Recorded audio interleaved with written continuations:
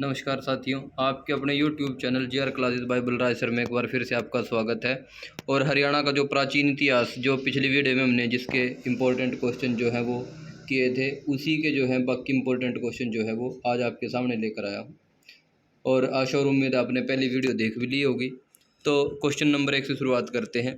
किस जिले को श्रीपद जनपद जो है, श्रीकंठ जनपद जो है वो कहा जाता है या कहते हैं श्रीकंठ जनपद? ये श्रीपद लिखा है, श्रीकंठ जनपद है। ये पेपर में भी ऐसे ही श्रीपद लिखा हुआ आ गया था। वैसे ये क्या है? श्रीकंठ जनपद। तो सभी को पता है आंसर क्या जाएगा हमारा? कुरुक्षेत्र। उसके बाद हरियाणा का पुराना नाम क्या नहीं है? देखिए, आर्यव्रत बिल्कुल है, ब्रह्मव्रत बिल्कुल है, ब्रह्मोपदेश बिल्कुल है। हरिव्रत जो है आपको किसी भी ग्रंथ में, किसी भी जो रचना है, पुस्तक है, उसमें नहीं मिलेगा। तो आंसर क्या जाएगा? हरिव्रत। हरियाणा शब्द का मतलब क्या है? देखिए, ऑप्शन से आप समझ जाओगे। हरि का वन भूमि, मतलब जो हरि की वन भूमि है, ये इसका आंसर आ जाएगा। हरियाणा शब्द का मतलब क्या है? हरियाणा को डैश की भूमि के रूप में जाना जाता है। देखो, हरियाणा में दालों से कोई संबंध नहीं है, हरियाणा में फलों से कोई संबंध नहीं है, चावल केवल करनाल में होते हैं। तो आंसर क्या जाएगा हमारा? रोटी। आंसर क्या जाएगा? रोटी। जो हरियाणा की भूमि है उसको जो है वो रोटी की भूमि कहा जाता है। हरियाणा का पुरातनतम नाम हरियाणा जो है किस नाम के उद्भव में पाया जाता है? ये बताना है भाई। बहुत बढ़िया क्वेश्चन है आपका ये जो है ये पाया जाता है चाहमन में, चाहमान या चाहमन में, जो हरियाणा का पुराना नाम है हरियाणा। ठीक है, इसको तो पाया जाता है चाहमन में। हरियाणा के क्षेत्र को हरियल किसने कहा है?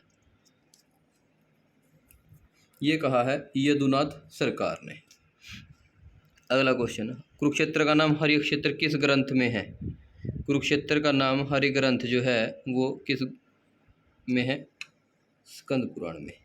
और याद रखना है, स्कंद पुराण में हरियाणा को हरियाला कहा गया है। ये भी याद रखना है, मोस्ट इम्पोर्टेंट है, पूछा भी जा चुका है। हरियाला किस में कहा गया है? स्कंद पुराण में।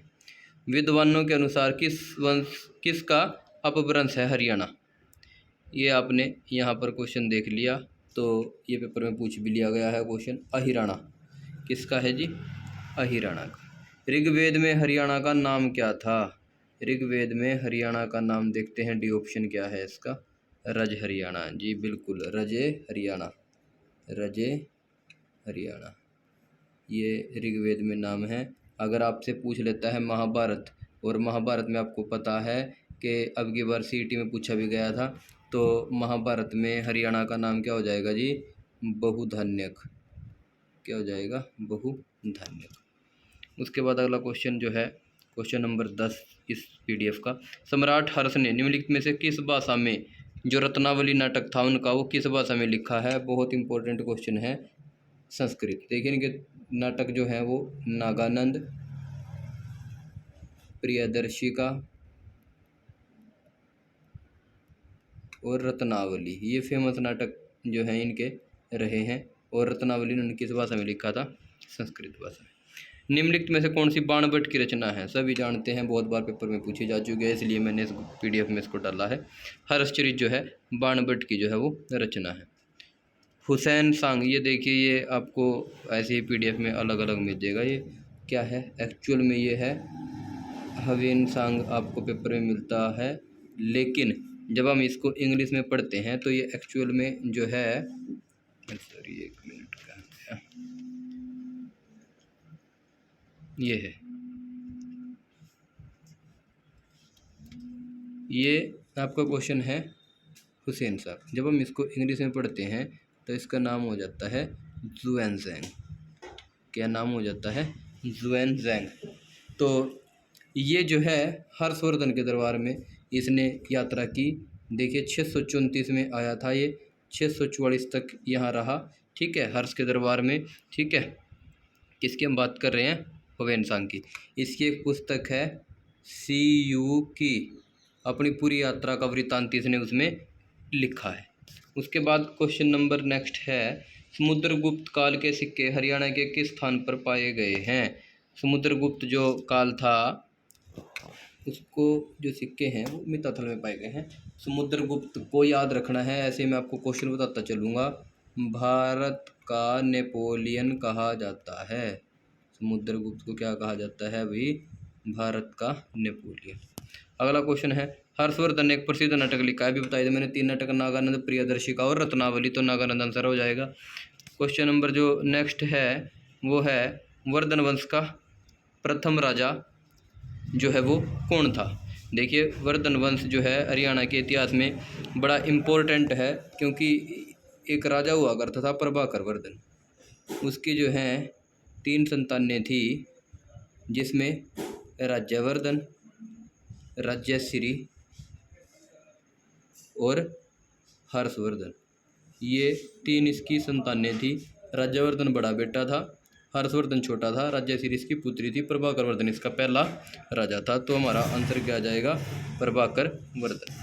हर्षवर्धन की मृत्यु के बाद किन राजाओं ने कन्नौज पर शासन किया? गुर्जर प्रतिहार। आंसर क्या आ जाएगा? गुर्जर प्रतिहार, जिसका प्रतापी एक राजा हुआ है मिहिर भोज। ठीक है, ये आपने याद रखना है।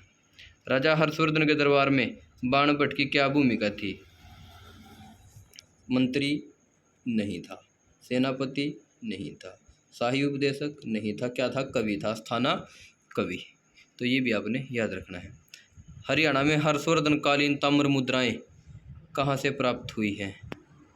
ये हैं भाई हर्षवर्धन की सोनीपत से। ये क्वेश्चन इसलिए इम्पोर्टेंट है, ये कई बार पूछ लिया क्वेश्चन, और थोड़ा सा इम्पोर्टेंट क्वेश्चन ये इसलिए हो जाता है क्योंकि जब भी हर्ष का नाम आता है तो हमारा सारा ध्यान कहाँ चला जाता है? कुरुक्षेत्र पर चला जाता है, थानेसर पर जो है वो चला जाता है। लेकिन हर्षकालीन ताम्र मुद्राएं कहाँ से मिली हैं? सोनीपत से मिली है। हर्षवर्धन को किसने पराजित किया था? नर्मदा नदी के तट पर एक युद्ध हुआ 647 में, और पुलकेशिन द्वितीय जो है उसने जो है हर्षवर्धन को पराजित किया, हरा दिया, और यहाँ पर जो है वर्धन वंश समाप्त हो गया 647 में। ये भी आपने याद रखना है। समुद्रगुप्त का परशु प्रकार का सोने का सिक्का किस स्थान पर जो है वो मिला है? भिवानी में एक जगह है मिताथल, भिवानी में एक जगह है मिताथल, यहाँ से जो है ये सिक्का मिला।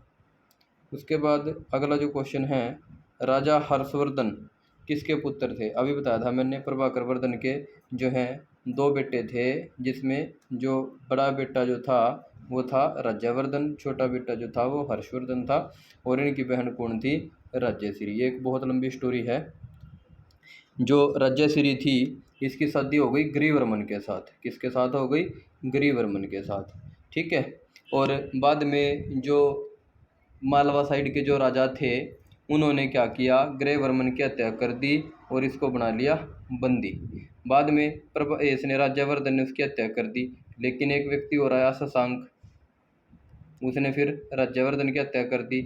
उसके बाद हर्षवर्धन को राजा बनना पड़ा, इसने किसकी हत्या कर दी?